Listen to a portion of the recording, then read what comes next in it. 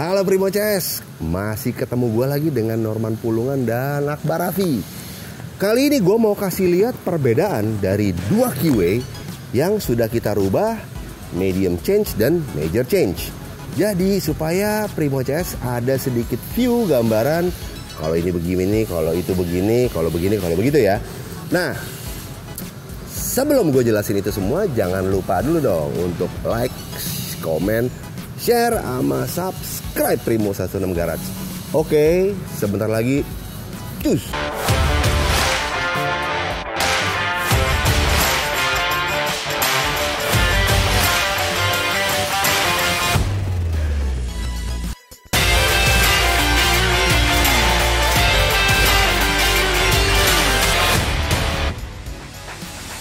Nah Primo CS, dari dua keyway yang ada nih, satu lansiran 2021 dan satu lansiran 2022, yang mana bentuknya sama versi standar dan kita remodel. Yang pertama, keyway ini adalah punya Brodova. Dia request minor change karena dia masih suka beberapa bentuk, dan dia juga mau di custom biar jadi satu lagi sama keinginannya di beberapa bentuk. Dan satu lagi keyway punya Broholic, dimana dia bilang gue lebih suka bentuk keyway kalau bulat-bulat. Kenapa? Karena dia suka mesinnya keyway, tapi bodinya lebih cocok kalau bulat-bulat. Nah, gue jelasin ya. Yang pertama, dari dua keyway ini persamaannya adalah mereka satu basic, satu bentuk, satu platform. Yang mana sasisnya masih begini dan mana sasisnya masih begini, alias dua-dua sasis ini kita pertahankan untuk tidak kita rubah, hanya kita labur ulang lagi. Jadi dua keyway ini punya theme atau tema sama-sama dark alias gelap alias hitam. Nah, tema hitam ini memang lebih jelas menurut gua, lebih salut lah, lebih solid maksud gue.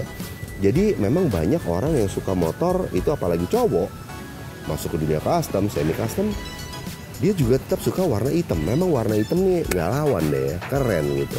Nah, dari dua motor yang bertemakan gelap atau berwarna gelap ini bisa dilihat satu-satu basic daripada keyway-nya. Oke, dan ini si keyway 2021 yang di tangkinya tulisannya OOP dan keyway yang di tangkinya tulisannya WTA adalah yang pertama, bedanya di mana? Kalau samanya itu warnanya gelap, bedanya adalah di bentuk bagian atas. Yang pertama, bentuk dari spakbor agak beda sedikit. Tangki lebih membulat. 2021 tangkinya masih menggunakan atau versi dengan original looks. Jok double seater pendek tapi agak tebal busanya, sama jok single seat cruiser yang agak pendek. Spakbor belakang medium, bentuknya bulat kayak sposter dengan lampu sposter.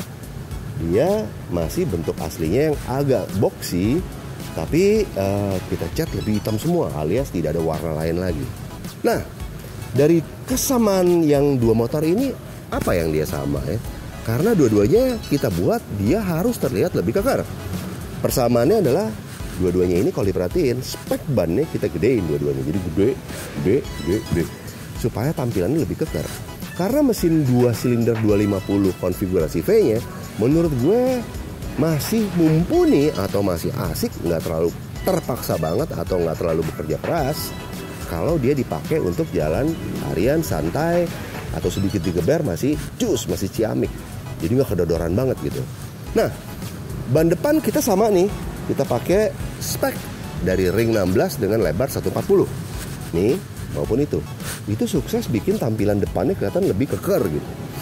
Terus karena dia depannya udah pakai shock upside down, yang mana itu kita turunin sedikit, yang ini kita turunin lebih sedikit lagi, jadi mungkin dia akan terlihat lebih rendah.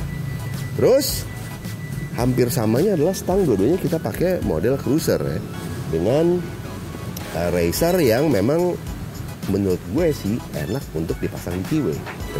Racer. Terus gue juga suka bentuk motor compact jadi satu, jadi nggak ada ornamen yang keluar dari bodi. Dimana kalau ini spionnya gue taruh di triple tree, ini pun gue taruh di triple tree. Hanya untuk WTA gue taruh sign-nya di bar end. Untuk OOP gue taruh sign-nya mini LED di under handlebar. Jadi dia kelihatan ada di bawah handlebar. Ini sih banyak yang dipakai kayak spoiler custom sih.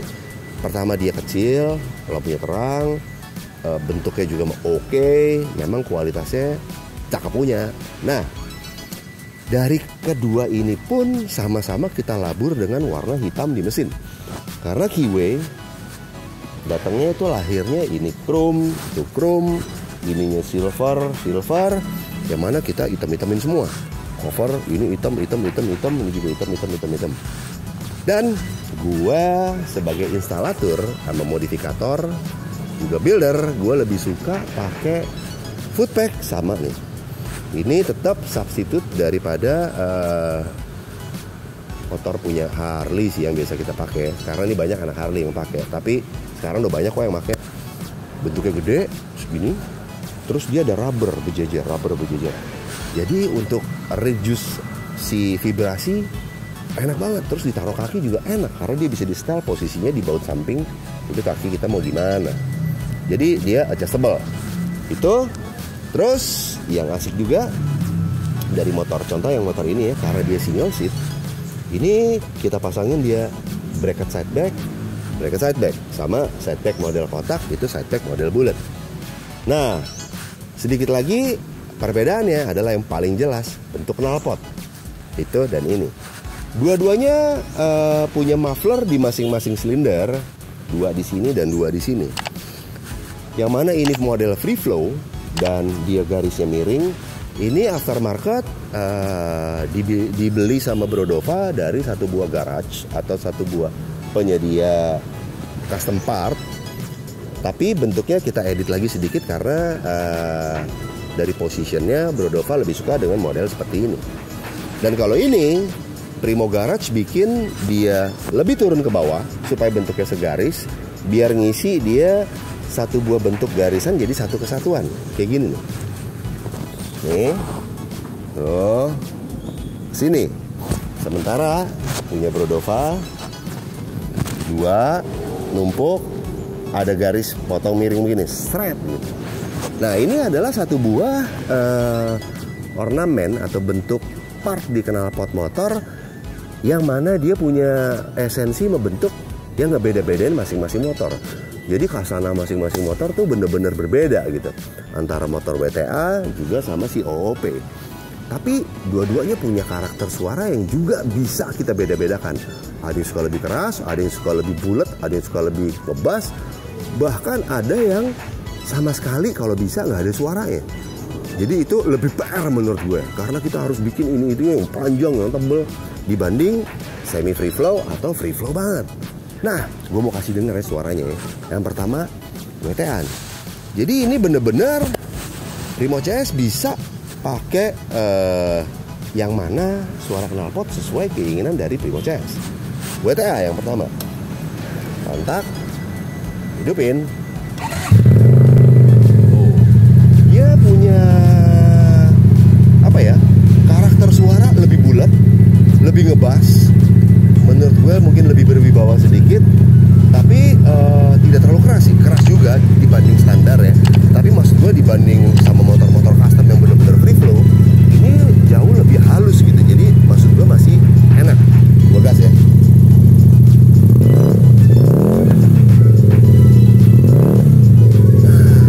Kurang lebih seperti itu. Kalau mau dengar punya Brodova yang di tankinya bertuliskan OOP, nih, gue kasih dengar. Ini karena free flow, asik loh suaranya, ngebas. Tapi selera sih, karena kalau yang ini ditarikan atasnya suara lebih bulat lagi, lebih enak lagi.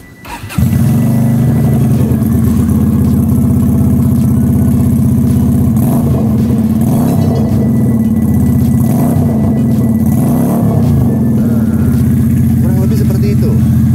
Jadi dari karakter dua motor ini Primo CS bisa sesuaiin lagi lo mau yang mana, mau yang ngebass bulat dan suaranya ikutin tarikannya makin kencang, suaranya makin bulat makin asik, atau seperti punya Brodova yang tangki tulisannya OOP, dari bawah aja dia suaranya udah kencang, jadi makin ke atas makin kencang lagi. Jadi kembali ke selera masing-masing. Yang jelas ini semua bisa direkayasa, bisa dibuat dan bisa dibentuk. Tinggal kreativitas sama keinginan daripada user atau Primo CS. Nah, kurang lebih itu dari gue. Dimana bentuk dua motor ini dari Keyway lansiran 2021 atau 2022 yang bisa kita lihat dimana kesenangan satu orang user kayak Brodova, dia masih suka bentuk tankinya begini, spakbornya begitu, tapi lainnya dia lebih suka dengan bentuk ini. Juga motor ini punya Broholic yang tankinya tulisannya WTA, di mana dia suka mesinnya Keyway, V-engine, spakbornya gede, tapi semuanya rona-rona auranya serba membulat. Itu dia. Dua-duanya menurut gue punya value atau punya nilai bagi masing-masing user di hatinya. Jadi semuanya bener selama lo seneng naiknya. Bisa kayak begini, bisa juga seperti ini. Nah, ini juga menjawab bahwa kira-kira pertanyaan daripada orang-orang, bang, gue mesti nyiapin duit berapa sih kalau untuk bangun kayak begini atau kayak begini. Ini sebenarnya semuanya bisa dihitung secara matematis dan simpel. Kalau ini lo bisa punya budget antara 15 juta sampai 20 juta, lo bisa dapat dengan model kayak begini. Karena tangki kita masih pakai asli, kita rubah ban, rubah ini, rubah itu, ini, itu, paling sama apa dan lain-lain sekitar 20. Lo bisa jadiin Keyway lo jadi seperti ini. Tapi buat lo yang mau ganti tangki, ganti ini, tentunya orang suka nanya, bang kok jadi mahal sih bang, atau kok angkanya segitu? Karena menurut gue adalah yang lo ganti itu hampir satu motor dengan bentuk yang baru, tapi lebih gede, lebih besar, bahkan kayak ban, dengan branded yang lebih mahal dari motor standarnya. Jadi kalau standarnya keluarnya merek A yang boleh dibilang harganya 200 ribuan, kalau ganti kayak Singko ini di atas 2 juta harganya. Jadi kalau orang bilang custom itu mahal, itu sebenarnya lo bisa hitung pakai matematik sih, dihitung. Tangki berapa, ini berapa, ini berapa, ini berapa, set ulang berapa, cat body berapa, ganti ban berapa, ini berapa. Tapi yang jangan lupa adalah contohnya ban. Ban ini nggak gampang atau nggak semua bengkel ban atau toko ban mau mengerjakan ini. Begitu dia ngeliat kadang-kadang, wah punya Harley ya bang, gue nggak deh, soalnya ini gue tuh yang buat turunnya alat tire changernya nggak nyampe. Akhirnya gue juga menemui kendala seperti itu. Mulai dari gue bawa ke bengkel A yang khusus ban, yang toko-toko besar tuh, sampai akhirnya mereka juga capek, nyerah dan lain-lain. Kucing gue ikut lagi nih si Odeng Partu. Odeng, ini si Bonteng Partu, anaknya Bonteng. Nah, sampai akhirnya gue ketemu toko ban mobil. Akhirnya gue bilang, waktu gue lagi benerin ban mobil, gue bilang, mas lo mau nggak gantiin ban gue? Ya coba deh kesini deh. Begitu dilihat, oh ya udahlah, bisa. Tapi itu zaman kita beberapa waktu lalu, waktu kita ganti ban Sportster yang lebar ban belakangnya itu 8-10 inci. Gue bilang 8-10 inci aja lo bisa, apalagi cuman 5 incian gitu. Dia bilang bisa. Cuman emang kendala yang nanti lo punya adalah belum tentu semua bengkel ban bisa mengerjakan ini. Sehingga itu pun lo harus punya kalkulasi bahwa ini dipegang sama bengkel mobil. Jadi ada extra cost yang memang lo harus mengerti. Kenapa untuk memasang ban seperti ini itu dia butuh beberapa effort. Dari bannya sendiri kita pasang di tukang ban, setting ini, setting itu, setting disc brake, setting ini, setting bracket, setting ini, dan nano, jadinya lumayan banyak. Terus ban depan juga begitu, sampai ke fork, spakbor, dan kadang-kadang kita harus ganti kabel gas lah, kabel ini dan lain-lain. Tapi untuk lo yang punya budget di angka 28 sampai 35, lo bisa dapat motor kayak begini karena ini semuanya diganti. Spakbor, jok, tambah soris ini, ganti ban, knalpot, itu cat ulang semua, ganti stang, ganti ini, lampu, ini hampir satu motor. Jadi kembali lagi secara matematik Primo CS bisa ngitung. Jadi make sense kalau misalnya bengkel custom kasih kenapa harganya segitu. Tapi rata-rata bengkel custom punya tagline seperti ini. Ini yang asik ya. Cheap work, and good. Good work and cheap. Jadi sebenarnya ini sama dengan slogan konsumtif. Pekerjaan yang murah belum tentu bagus. Di sini pekerjaan yang bagus belum tentu murah. Nah, ini yang mesti kita berikan ke Primo CS supaya tahu gitu. Kenapa dasarnya seperti apa. Nah, kembali lagi kita jelasin kedua keyway ini semoga bisa menambah khazanah dunia custom di Primo CS, yang mana ada punya Brodova dengan tankinya tulisan OOP, juga punya Brokolik yang tankinya tulisan WTA. Silahkan dinilai, silahkan dinikmati, suka yang mana, mau kasih komen juga boleh. Yang jelas jangan lupa pesan gue di awal tadi, like, komen, share, sama subscribe. Karena kita akan masukin terus kerjaan kita semua. Yang akhir ini mana-mana akan kita masukin lagi deh. Kadang-kadang kita memang terkendala sama faktor hujan, sama faktor cuaca, tapi kita akan coba terus masukin Benelli, Kiwi, dan motor lain ke Primo 116 Garage. Oke, itu pesan gue. Gue pamit dulu. Wassalamualaikum warahmatullahi wabarakatuh. Lagi agamis sekarang. Dah.